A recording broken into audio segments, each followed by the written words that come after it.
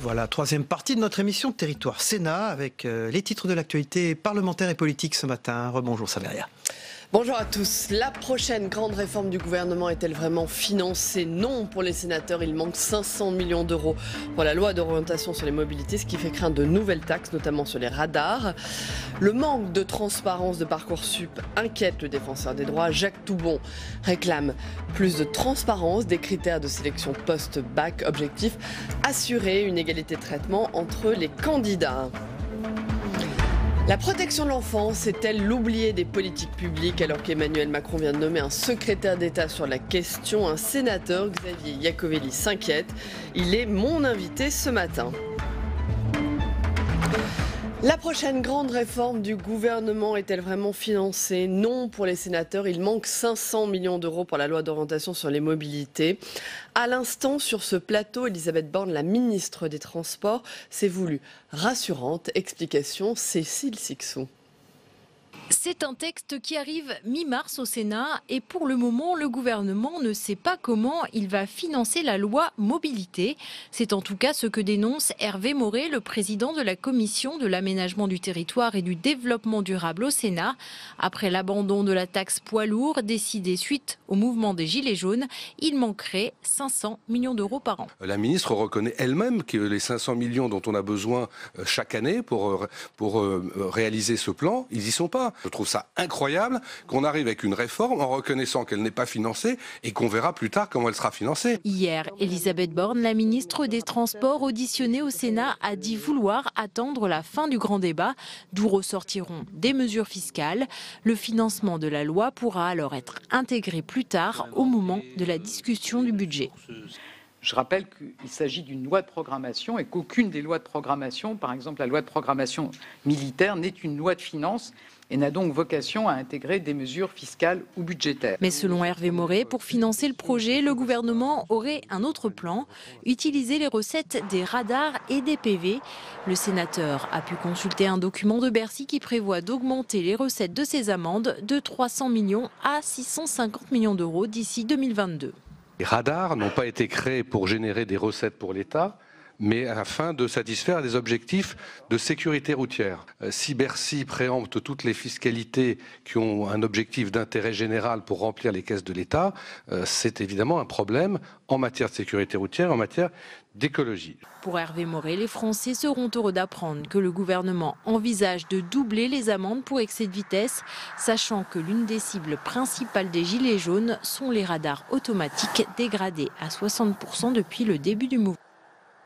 Et dans l'actualité ce matin, Saveria, le manque de transparence de la plateforme Parcoursup inquiète le défenseur des droits.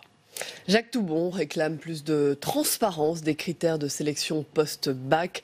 Objectif, assurer une égalité de traitement entre tous les candidats. Explication, Michael Spitzberg. Parcoursup saison 2, c'est parti depuis le 22 janvier. Selon la ministre de l'Enseignement supérieur, le système en charge de l'affectation des étudiants dans l'enseignement supérieur a été amélioré. Pourtant, syndicats étudiants et élus dénoncent toujours le manque de transparence qui régit le logiciel, notamment sur la pondération des critères d'admission laissés à la discrétion des établissements. Je crois que ce qui est le plus important, c'est que chacun puisse demander, s'il n'a pas exactement ce qu'il souhaite, eh bien les raisons pour lesquelles il n'a pas ce qu'il souhaite. Et c'est ça, en fait, qu'impose la loi. Et évidemment, nous sommes en conformité avec la loi. Le défenseur des droits a été saisi sur cette question. Auditionné au Sénat devant la commission culture, il estime qu'il y a encore des problèmes à régler. Nous disons que les informations concernant le choix des étudiants pour chaque formation, les critères qui sont utilisés doivent être connus à l'avance et que ceci n'est pas contradictoire avec le secret des délibérations des jurys et des commissions locales.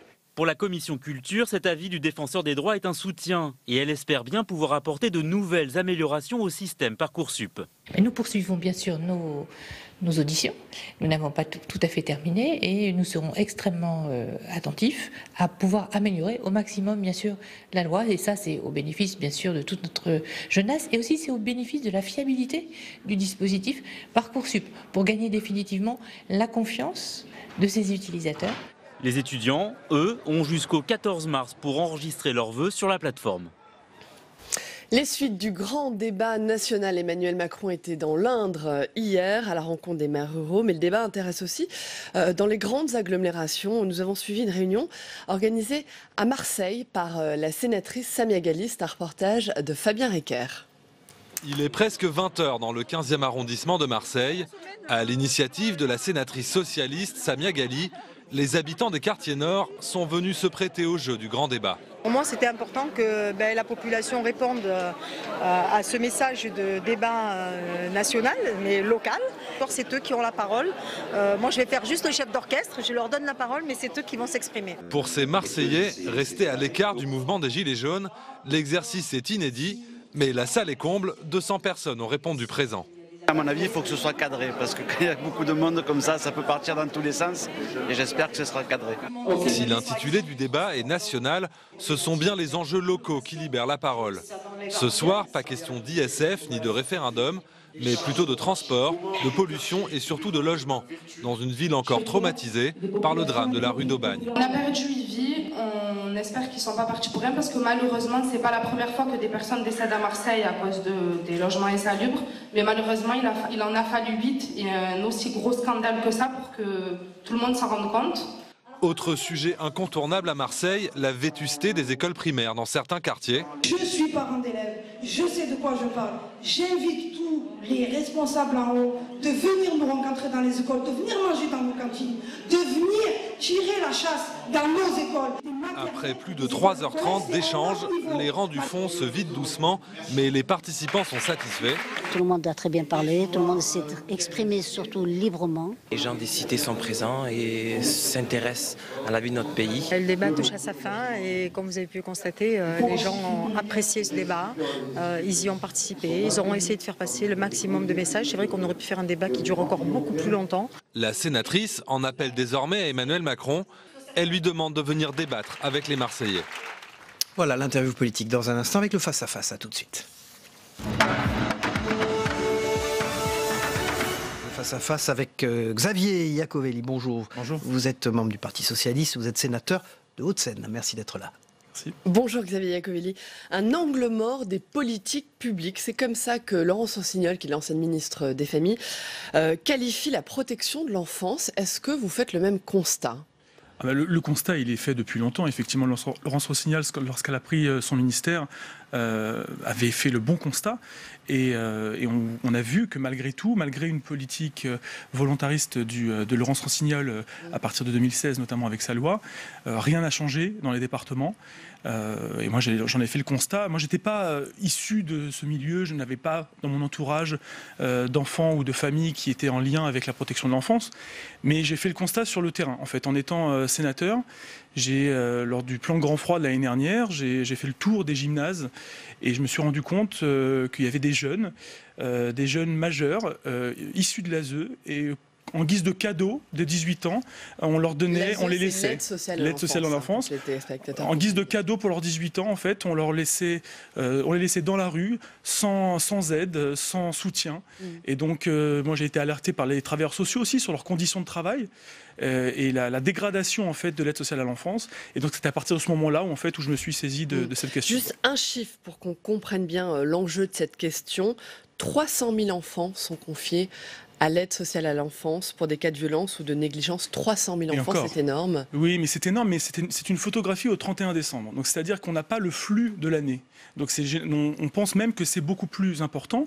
Et en fait, pourquoi on n'a pas les chiffres réels ? C'est-à-dire que c'est une politique qui devrait être régalienne et donc gérée par l'État. Mais aujourd'hui, c'est géré par les départements, c'est délégué aux départements. Et donc, on n'a pas de fichier unique qui nous donne le nombre exact d'enfants placés. Et donc, vous avez décidé de créer un groupe informel au Sénat, un groupe transpartisan. Pourquoi ça n'a pas été dans le cadre d'une mission officielle ? Alors, parce ça a été refusé ?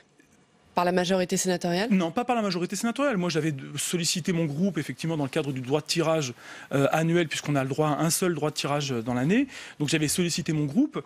Le choix majoritaire a été fait sur un autre sujet, ce qui est tout à fait acceptable. Enfin, je veux dire, il y a d'autres sujets aussi importants. Et donc, à partir de ce moment-là, j'ai été sollicité par d'autres sénatrices et sénateurs pour créer ce groupe de travail informel. Et j'ai décidé de l'ouvrir aux autres partis, aux autres groupes politiques, parce que je pense que c'est un sujet qui doit dépasser les clivages, et je le vois bien d'ailleurs dans les travaux qu'on nous menons. Néanmoins, le gouvernement se saisit visiblement de la question, puisque un secrétaire d'État, Adrien Taquet, vient d'être nommé il y a quelques semaines au gouvernement sur cette question. Alors Adrien Taquet, moi je le connais, c'est un député de mon département, je pense qu'il veut bien faire. Ce que je reproche un peu, c'est que pendant 18 mois, on a eu une ministre de tutelle, Agnès Buzyn, qui a complètement boudé ce sujet, la protection de l'enfance, qui ne siégeait même pas au Conseil national de la protection de l'enfance, alors dont elle préside normalement les séances.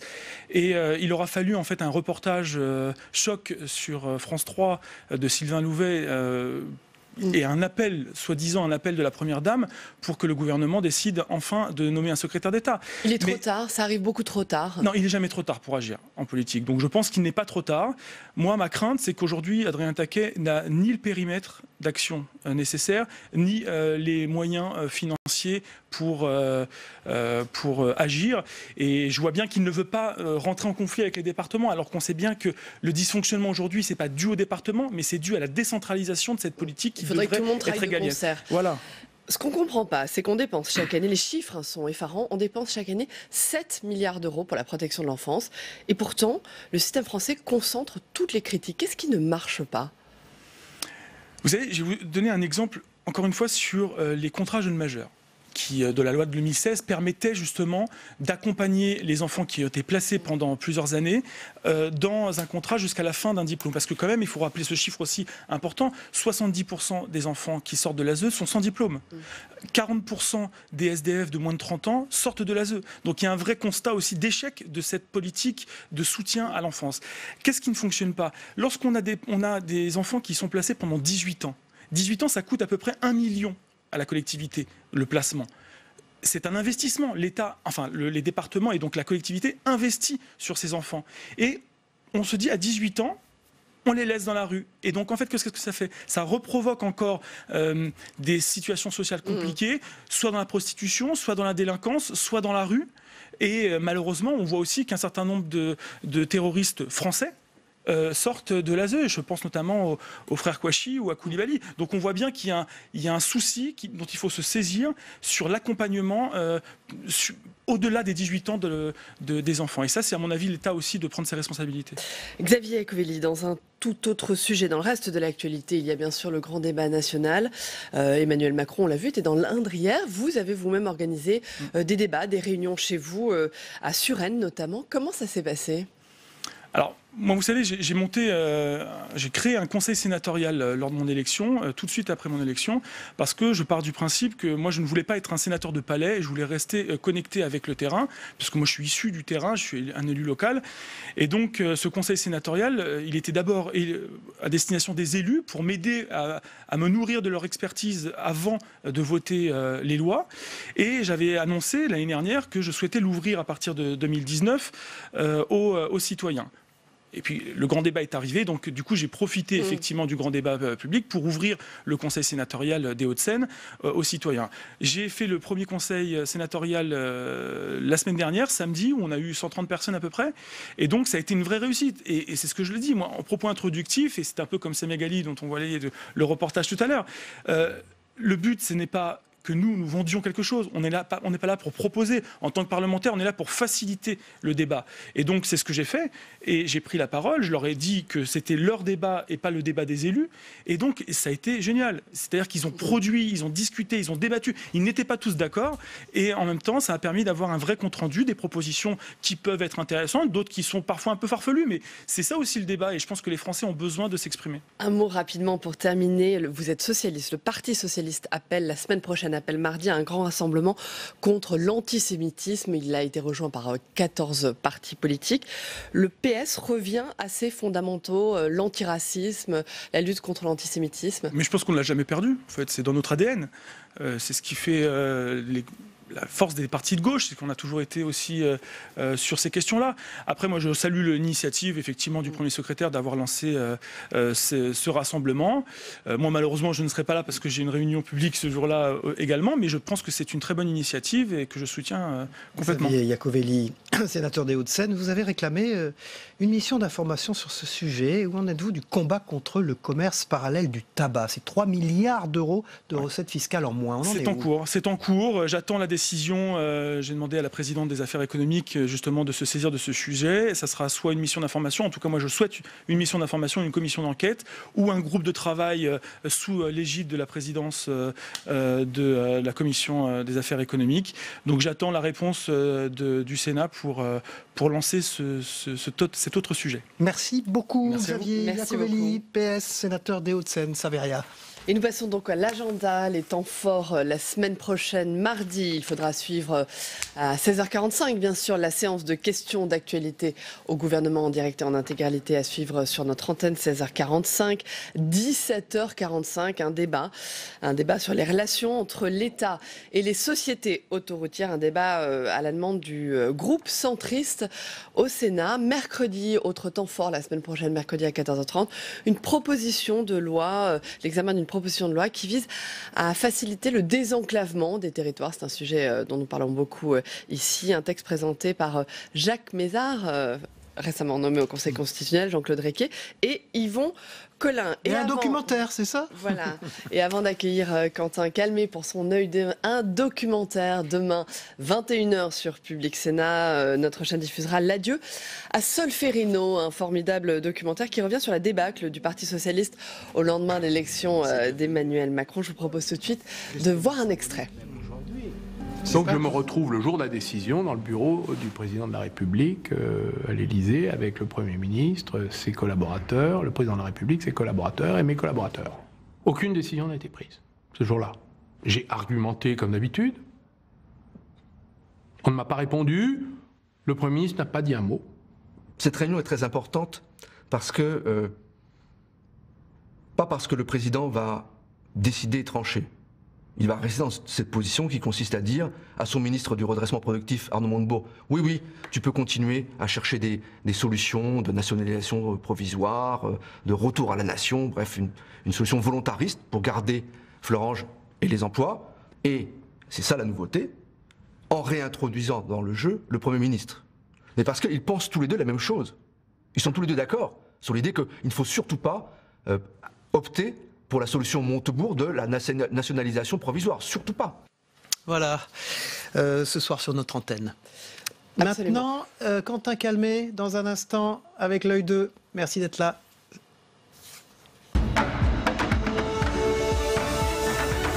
Vous avez l'air surpris, Cyril. Mon cher Quentin. Non, merci d'être là. Le tweetman de Public Sénat. Bonjour comme chaque vendredi, bonjour Quentin. On va revenir avec vous sur les faits marquants de la semaine à travers les tweets des sénateurs.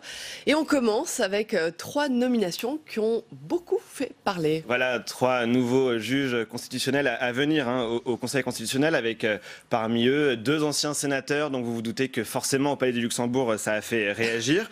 Marc-Philippe Daubresse a résumé avec cette formule: l'incontestable Alain Juppé, l'influent Jacques Mézard, le compétent François Pillet.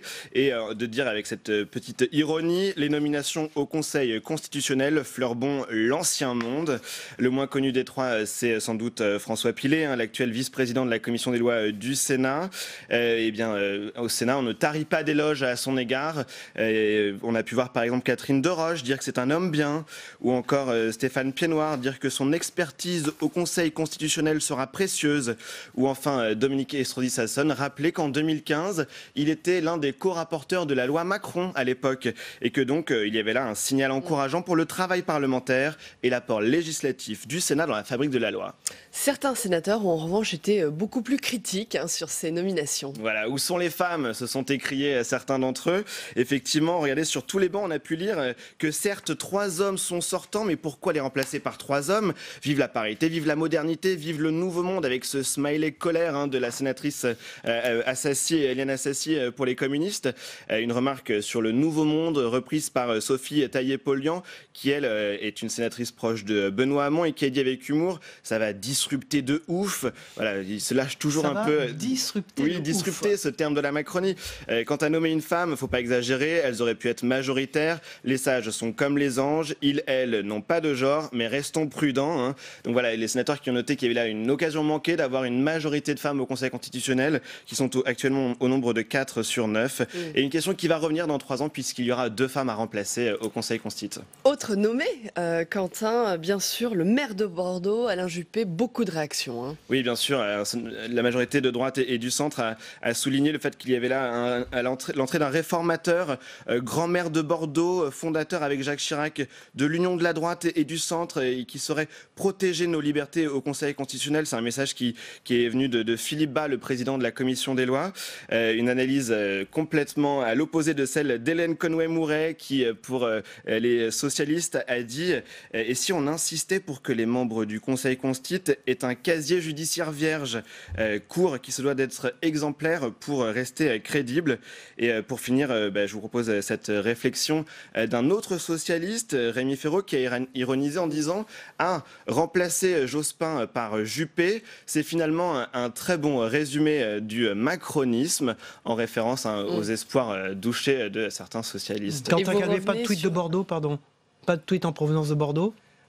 J'ai pas fait attention effectivement à cette question. On pourra se plonger sur les tweets de Bordeaux. Et pour terminer, Quentin, vous revenez sur une initiative lancée sur Twitter qui a marqué cette semaine. Tout à fait, avec énormément de retweets, de likes pour ce message de Fabienne Keller, la sénatrice Agir ici au Sénat, qui a proposé que Simone Veil puisse incarner les traits de Marianne. Un message donc énormément repris sur les réseaux sociaux. Benjamin Griveaux, lors du Conseil des ministres, du compte-rendu du Conseil mercredi, s'est dit qu'à titre personnel, il trouvait que c'était une bonne idée, que Marianne aurait fière allure avec les traits de Simone Veil.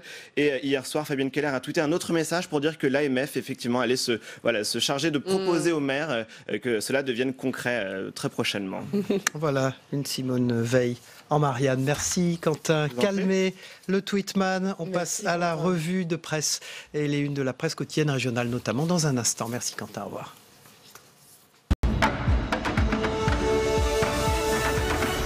On démarre avec une bonne nouvelle, le chômage au plus bas depuis 2009. C'est à la une de l'Alsace, des journaux du groupe Ebra ce matin. L'amélioration sur le marché du travail se confirme au 4e trimestre. Le taux de chômage a reculé de 0,3 points, se situant désormais à son plus bas niveau depuis 10 ans, à 8,8% sur l'ensemble du territoire. Le chômage a reflué plus nettement que le laissait envisager les créations d'emplois dans le secteur privé. Un écart difficile à interpréter. À ce stade, il n'est pas exclu que les chiffres soient revus un peu à la hausse ultérieurement. Voilà un titre anglais à la une de la dépêche du Midi, The End. Il s'agit de la fin de l'A380 dont nous a parlé Elisabeth Borne tout à l'heure, notre invitée politique. Faute de commandes suffisantes, la production du très gros porteur long courrier ne pourra être maintenue. Annonce du président exécutif d'Airbus, Tom Enders. Emirates, la compagnie de Dubaï, qui est la principale cliente de l'appareil, a informé Airbus qu'elle ne voulait plus d'exemplaires supplémentaires du très gros porteur long courrier. Elle a choisi de réduire son carnet de commandes de 39 à 380. Le Super Jumbo est pourtant l'avion préféré des passagers dans le monde entier. La disparition de l'A380 en 2021 ne devrait pas avoir de conséquences sur l'emploi au sein du groupe. Et ça avait démarré en 2007, l'Airbus A380. On passe à la une du Télégramme. Ce sont les européennes qui sont évidemment dans 100 jours. 100 jours du scrutin des européennes. Ce sera le dimanche 26 mai. Nous allons élire nos 79 représentants au Parlement européen. Au total, 373 millions de citoyens ont voté pour plus de 700 députés au Parlement. Les eurosceptiques pourraient rafler jusqu'à 132 sièges. Depuis 1999, le Parti populaire européen, le PPE, un parti de centre droit, est toujours arrivé en tête en nombre de sièges. Ça devrait être la même chose. La gauche, elle, pourrait perdre 30% de ses sièges à 133 élus. Et puis l'écho de Haute-Vienne met la rancœur du monde rural à sa une. Saveria après la visite d'Emmanuel Macron à Gargilès. Le chef de l'État était dans l'Indre hier pour se confronter à la réalité du monde rural et aux contraintes du territoire. Manque de médecins, de maternités, de réseaux, de trains, d'emplois aidés. Dans le village de Gargilès, Emmanuel Macron a de nouveau écouté les mains lui exploser les handicaps du monde rural avant de défendre sa politique, mais sans faire d'annonce concrète pour sa 7e étape du grand débat. Le chef de l'État n'avait pas choisi par hasard ce village de 300 habitants. Son maire, Vannick Berberian, est le président de l'association des maires ruraux de France, une association qui fédère 10 000 élus de tous bords politiques. C'est donc une façon d'adresser un message d'apaisement aux élus locaux. Ça fera polémique, il y en a qui sont pour, il y en a qui sont contre. C'est le possible retour du loup en Poitou. Peut-être il y en a quelques-uns déjà. Pour l'instant, il n'y a pas de preuves, seulement des indices. L'Observatoire du loup affirme que les animaux circulent dans le sud de la Vienne. La préfecture dément. La présence de loups dans le Poitou n'est pas officiellement avérée. Mais leur passage est toutefois probable, selon certains spécialistes. Il s'agirait d'animaux isolés de leur meute. Merci Saveria, merci beaucoup. On signale aujourd'hui la sortie de La Nouvelle Tribune. La Tribune, qui est un journal que vous connaissez, qui va être global, local, et également en proximité, beaucoup plus d'éditions régionales, locales, territoriales. On aura l'occasion d'accueillir des confrères de La Tribune sur le plateau de notre émission. Merci beaucoup Saveria, bon week-end à vous. Si vous êtes intéressé par la météo, le temps qu'il va faire en France, c'est du tout beau. On va la regarder ensemble dans un instant. Puis ensuite, ce sera le Zap Matin de Christophe Combarieux, avec ce qui s'est passé hier soir dans les journaux télévisés, les émissions politiques, mais également chez nos confrères dans les autres matinales d'infos. Puis on se retrouve après nous. Au revoir. Très bonne Saveria. journée, à tout de suite. Au revoir. Vous est présenté par l'Assemblée des départements de France.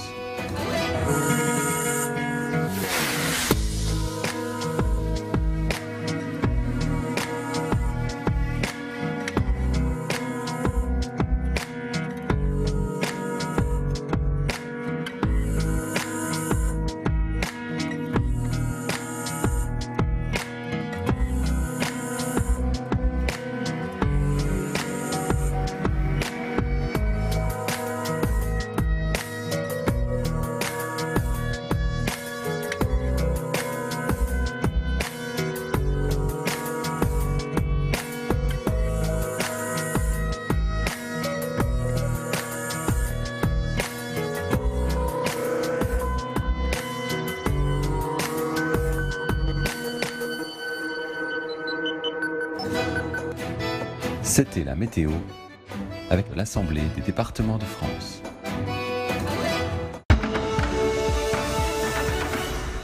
Après 18 mois de stigmatisation des maires, que n'avons-nous entendu? Nous étions trop nombreux, mes chers collègues. Nous étions incompétents. Nous étions clientélistes. Moi, j'essaie de faire toujours très attention à la façon dont je m'exprime. Parce que je sais qu'une phrase prononcée à un endroit, à quelqu'un, qui n'est pas, dans ce contexte, forcément scandaleuse, peut donner ensuite, parce qu'on va dire, mais il a dit ça à tout le monde pour tous les problèmes, quelque chose qui est évidemment choquant. Je n'ai jamais dit des maires qu'ils étaient trop nombreux ou incompétents ou clientélistes, président. Non. Clientélistes, si. Non, si. Non, mais c'est je suis désolé. Alors je vous enverrai je le les regrette. dates. Je suis très preneur. Je répondrai sur les chiffres. Volontiers. Vous savez, on peut être opposant, mais dans une opposition constructive, c'est-à-dire une opposition où on assume les choix des gouvernements qu'on a soutenus, et on ne critique pas un président de la République sur des réformes que lui a portées et qui aujourd'hui sont en train d'entrer des faits. André Léniel, pour des raisons politiques, ment. Il déforme la réalité de manière très forte. C'est un arrachement que de me séparer de qui j'ai tant aimé, à qui j'ai tant donné. Allez, aidez-moi. Le président de la République, il est comme moi, il est très respectueux de la séparation des pouvoirs. Par conséquent, je l'ai naturellement informé de mon intention. Il m'a dit c'est une idée excellente. On a quand même tous le sentiment que c'est en récompense, en remerciement du soutien que M. Juppé a exprimé à l'égard d'Emmanuel Macron. Toutes les institutions de notre pays sont aujourd'hui dévoyées. Et c'est probablement une des raisons de la colère. Dans ce climat général, infecté par les mensonges et les haines que véhiculent les réseaux sociaux, l'esprit public, la vie publique sont difficiles à vivre et lourdes à porter. Je vais être trivial, je suis peut-être le seul, j'entends à le dire. Monsieur Juppé, il a été condamné, d'accord? Il a été condamné à un moment donné. Et oui, et ça le disqualifie de mon point de vue, même s'il a payé. Oui, oui, oui. Mais au moins.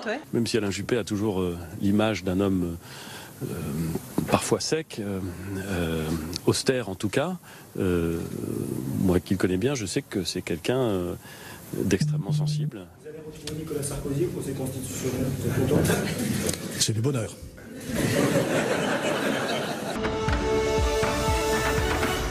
Voilà, Alain Juppé qui quitte la mairie de Bordeaux. Voilà, la tête de liste RN aux élections européennes, le Rassemblement national, sera notre invité lundi dans Territoire d'Info. C'est Jordan Bardella. Demain matin, je vous retrouve à 7h30, donc samedi, pour le JT des Territoires. L'actualité continue tout le week-end sur Public Sénat et dimanche à 7h30, je vous retrouve pour Territoire d'Info et les meilleurs moments des interviews politiques de la semaine. Merci de votre fidélité. Bon week-end à vous. On se retrouve lundi, bien sûr. Au revoir.